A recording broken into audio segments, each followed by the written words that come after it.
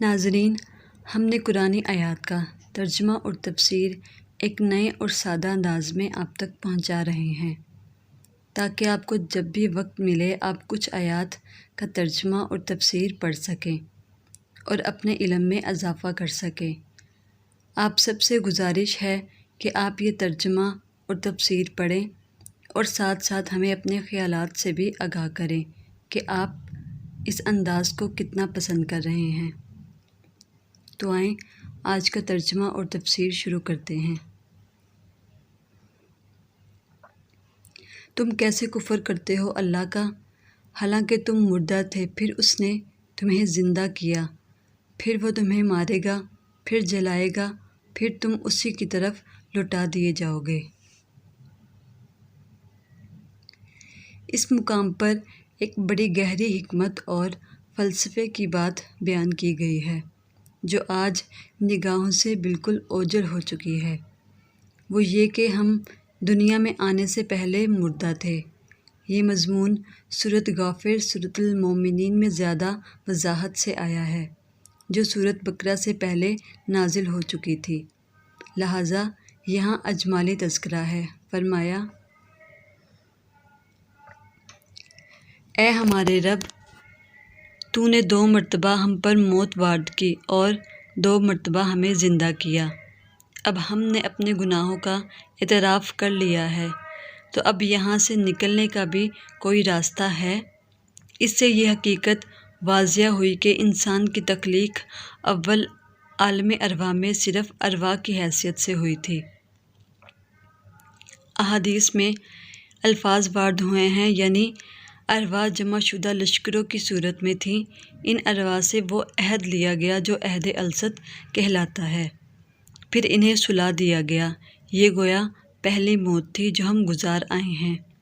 آپ جانتے ہیں کہ مردہ معدوم نہیں ہوتا، بے جان ہوتا ہے، ایک طرح سے سویا ہوتا ہے۔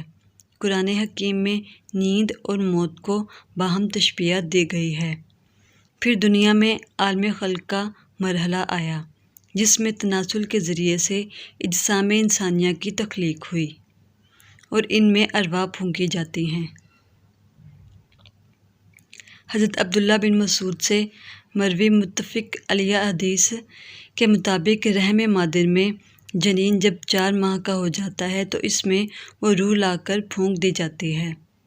یہ گویا پہلی مرتبہ کا زندہ کیا جانا ہوگا۔ ہم اس دنیا میں اپنے جسد کے ساتھ زندہ ہو گئے، ہمیں پہلی موت کی نیند سے جگا دیا گیا۔ اب ہمیں جو موت آئے گی وہ ہماری دوسری موت ہوگی اور اس کے نتیجے میں ہمارا جسد وہیں چلا جائے گا جہاں سے آیا تھا، یعنی مٹی میں، اور ہماری روح بھی وہیں واپس چلی جائے گی جہاں سے آئی تھی۔ یہ فلسفہ و حکمت قرآنی کا بہت گہرا نکتہ ہے۔ وہی ہے جس نے پیدا کیا تمہارے لیے جو کچھ زمین میں ہے، پھر وہ متوجہ ہوا آسمان کی طرف اور انہیں ٹھیک ٹھیک 7 آسمانوں کی شکل میں بنا دیا، اور وہ ہر چیز کا علم رکھنے والا ہے۔ اس آیت میں خلافت کا مضمون شروع ہو گیا ہے۔ حدیث میں آتا ہے کہ یہ دنیا تمہارے لیے بنائی گئی اور تم آخرت کے لیے بنائے گئے ہو۔ اگلی آیت میں حضرت آدم علیہ السلام کا خلافت عرضی کا ذکر ہے۔ گویا زمین میں جو کچھ بھی پیدا کیا گیا وہ انسان کی خلافت کے لیے پیدا کیا گیا ہے۔ 7 آسمانوں کی حقیقت کیا ہے؟ یہ آیت تاحال آیات متشابہات میں سے ہے۔ ہم ابھی تک پورے طور پر اس سے واقف نہیں ہیں، صرف اللہ تعالیٰ کو ہی ہر شے کا حقیقی علم حاصل ہے۔ آخر میں دعا ہے کہ اللہ پاک ہم سب کے لیے آسانیاں عطا فرمائے اور ہم سب کو دوسروں کے کام آنے والا بنائے۔ آمین۔